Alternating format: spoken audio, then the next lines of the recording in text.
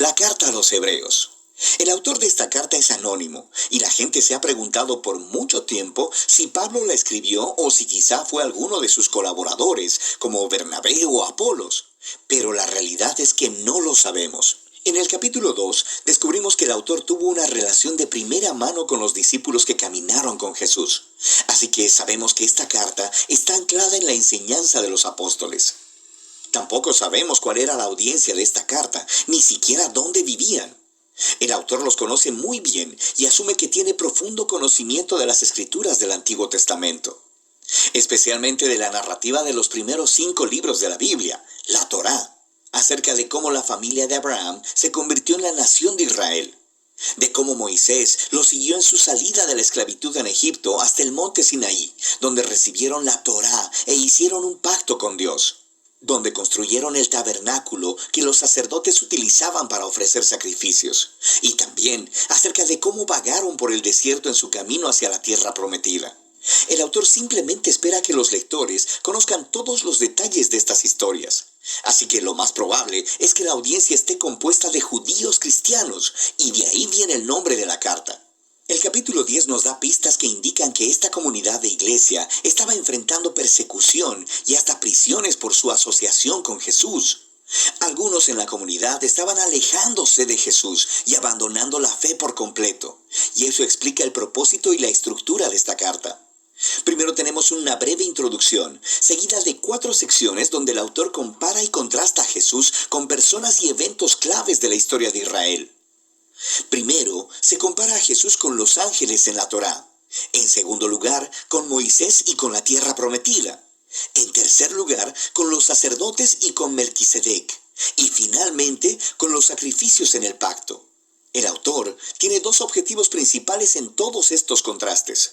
El primero es elevar a Jesús como superior a cualquier otra persona o cosa, mostrando que Jesús es digno de toda su confianza y devoción. Pero su segundo objetivo es retar a los lectores a permanecer fieles a Jesús a pesar de la persecución. Así que cada sección incluye una fuerte advertencia de no abandonar a Jesús. Ahora, profundicemos y veamos cómo se desarrolla todo esto. La elevación de Jesús comienza en la oración inicial de la introducción. Dios, que muchas veces y de varias maneras habló a nuestros antepasados en otras épocas por medio de los profetas, en estos días finales nos ha hablado por medio de su Hijo. De manera que el autor está diciendo que Jesús es superior a todas las otras maneras previas en las que Dios se reveló a Israel.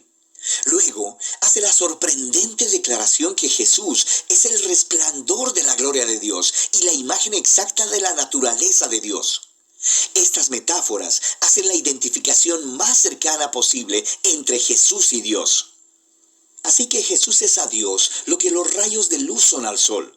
O Jesús es lo que la impresión en la cera es al sello de un anillo. Para este autor no hay Dios aparte de Jesús. Jesús es Dios hecho hombre como el Hijo, y esta elevada manera de ver a Jesús es la que se desarrolla a través del resto de la carta. En la primera sección, el autor compara a Jesús con los ángeles, lo que podría parecer un poco extraño. ¿Por qué ángeles? En la tradición judía se enseñaba, basado en Deuteronomio 33:2, que la Torá y las palabras de Dios fueron entregadas a Moisés en el monte Sinaí a través de ángeles.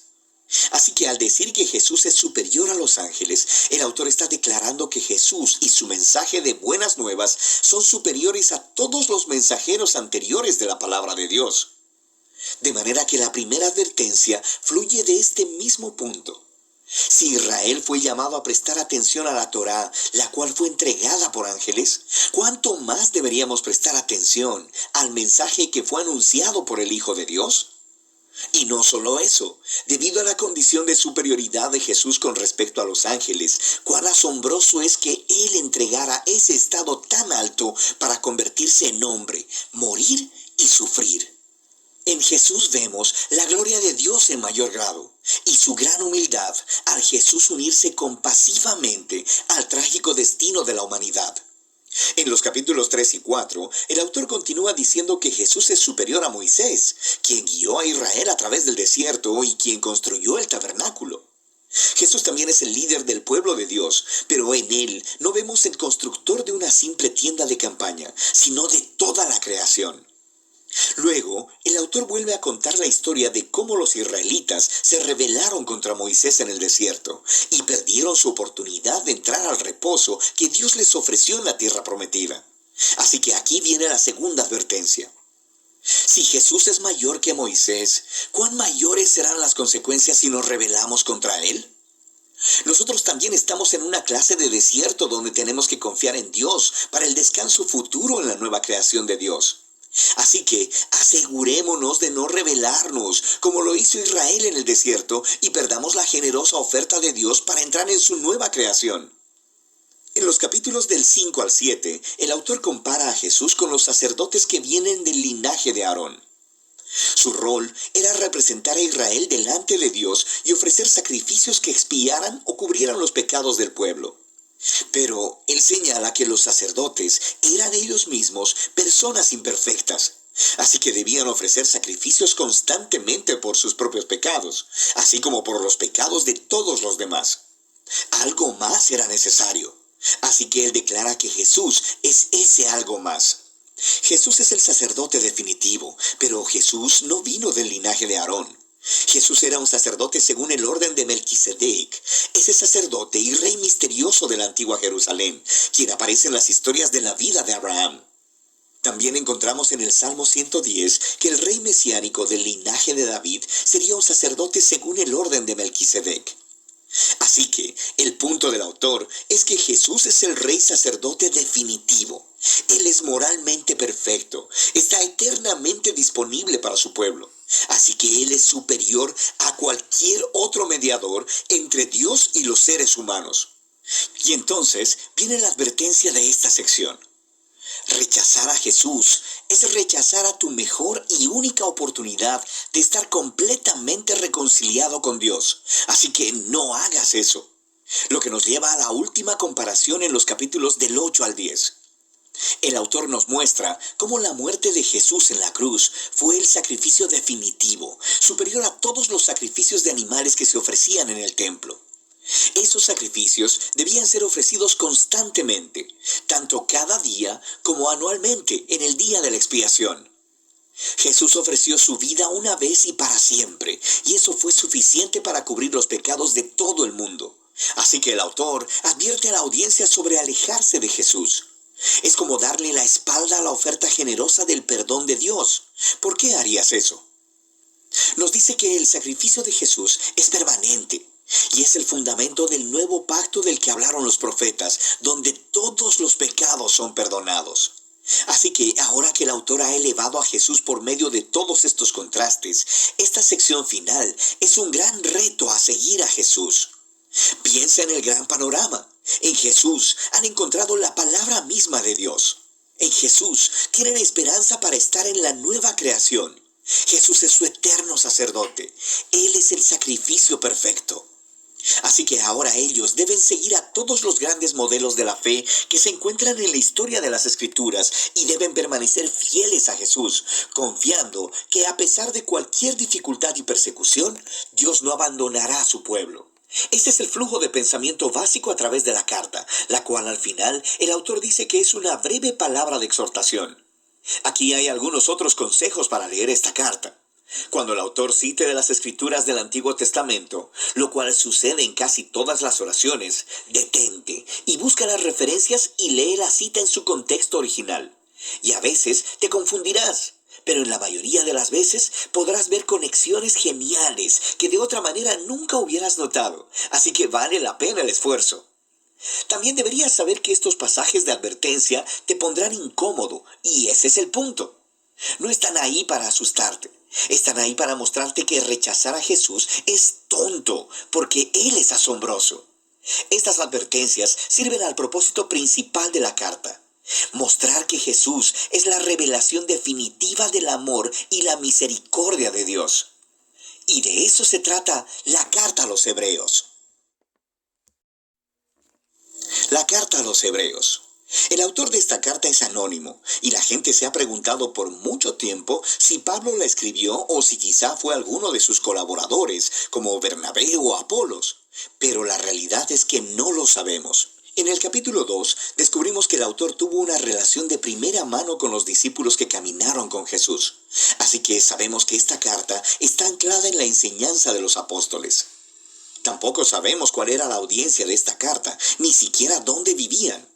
El autor los conoce muy bien y asume que tiene profundo conocimiento de las escrituras del Antiguo Testamento, especialmente de la narrativa de los primeros 5 libros de la Biblia, la Torá, acerca de cómo la familia de Abraham se convirtió en la nación de Israel, de cómo Moisés lo siguió en su salida de la esclavitud en Egipto hasta el monte Sinaí, donde recibieron la Torá e hicieron un pacto con Dios, donde construyeron el tabernáculo que los sacerdotes utilizaban para ofrecer sacrificios, y también acerca de cómo vagaron por el desierto en su camino hacia la tierra prometida. El autor simplemente espera que los lectores conozcan todos los detalles de estas historias. Así que lo más probable es que la audiencia esté compuesta de judíos cristianos, y de ahí viene el nombre de la carta. El capítulo 10 nos da pistas que indican que esta comunidad de iglesia estaba enfrentando persecución y hasta prisiones por su asociación con Jesús. Algunos en la comunidad estaban alejándose de Jesús y abandonando la fe por completo, y eso explica el propósito y la estructura de esta carta. Primero tenemos una breve introducción, seguida de 4 secciones donde el autor compara y contrasta a Jesús con personas y eventos claves de la historia de Israel. Primero, se compara a Jesús con los ángeles en la Torá. En segundo lugar, con Moisés y con la tierra prometida. En tercer lugar, con los sacerdotes y con Melquisedec. Y finalmente, con los sacrificios en el pacto. El autor tiene 2 objetivos principales en todos estos contrastes. El primero es elevar a Jesús como superior a cualquier otra persona o cosa, mostrando que Jesús es digno de toda su confianza y devoción. Pero su segundo objetivo es retar a los lectores a permanecer fieles a Jesús a pesar de la persecución. Así que cada sección incluye una fuerte advertencia de no abandonar a Jesús. Ahora, profundicemos y veamos cómo se desarrolla todo esto. La elevación de Jesús comienza en la oración inicial de la introducción. Dios, que muchas veces y de varias maneras habló a nuestros antepasados en otras épocas por medio de los profetas, en estos días finales nos ha hablado por medio de su Hijo.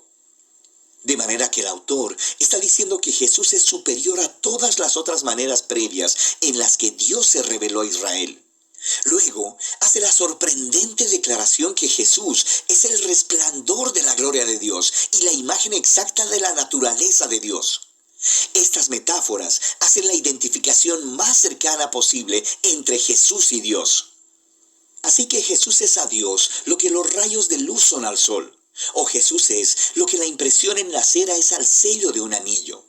Para este autor no hay Dios aparte de Jesús. Jesús es Dios hecho hombre como el Hijo, y esta elevada manera de ver a Jesús es la que se desarrolla a través del resto de la carta.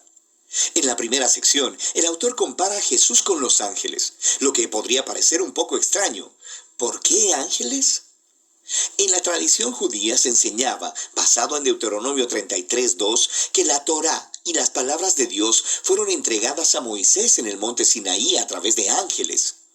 Así que al decir que Jesús es superior a los ángeles, el autor está declarando que Jesús y su mensaje de buenas nuevas son superiores a todos los mensajeros anteriores de la palabra de Dios. De manera que la primera advertencia fluye de este mismo punto.